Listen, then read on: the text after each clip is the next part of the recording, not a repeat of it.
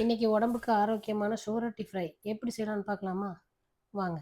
இதுக்கு 1/2 கிலோ நான் வந்து சுவரொட்டி எடுத்திருக்கேன். இதை வந்து நல்லா இந்த அளவுக்கு பீஸ் வெட்டி, நல்லா மஞ்சத்தூள் போட்டு, உப்பு போட்டு ஒரு 2, 3 தண்ணி நல்லா வாஷ் பண்ணி வச்சுக்கோங்க.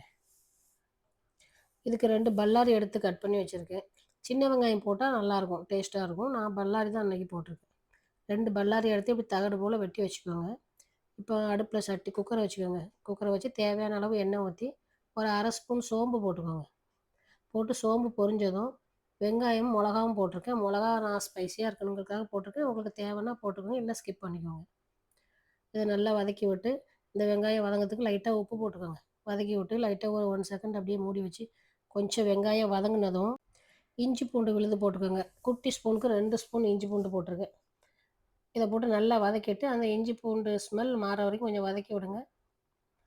வதக்கி விட்டுட்டு இப்போ நம்ம சுவரொட்டியை கழுவி வச்சுருக்கோம்ல, அதை உள்ளே தட்டி நல்லா கிண்டி விடுங்க. ரொம்ப போட்டு கலக்கிடக்கூடாது. கலக்குனா நம்ம அது வந்து உள்ள அந்த இதெல்லாம் கலங்கின மாதிரி ஆயிரும். அதனால் லைட்டாக கிளறி விட்டுக்கோங்க. கிளறி விட்டு ஒரு நிமிஷம் அப்படியே மூடி போட்டு நல்லா தண்ணி விடும் அது.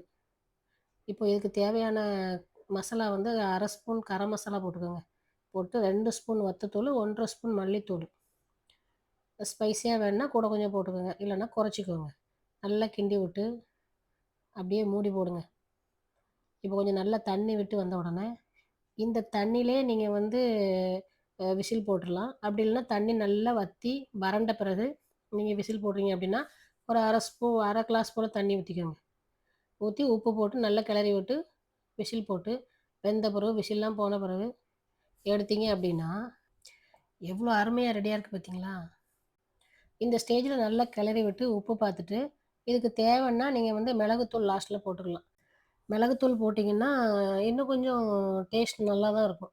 அப்புறம் கொத்தமல்லி தழைய தூவி நல்லா கிளறி விட்டு சர்வ் பண்ணிடுங்க.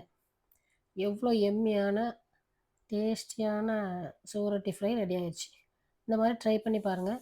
இதே மாதிரி நீ ட்ரை பண்ணி பாருங்கள், அவ்வளோ டேஸ்ட்டாக இருக்கும். சப்பாத்திக்கு, ரைஸுக்கு எல்லாத்துக்குமே சாப்பிட்லாம். டேஸ்டியான சுவரொட்டி ஃப்ரை ரெடி. வீடியோ பிடிச்சிருந்தா ஃப்ரெண்ட்ஸ் அண்ட் ஃபேமிலியோட ஷேர் பண்ணிக்கோங்க, சப்ஸ்கிரைப் பண்ணிக்கோங்க. தேங்க்ஸ் ஃபார் வாட்சிங்.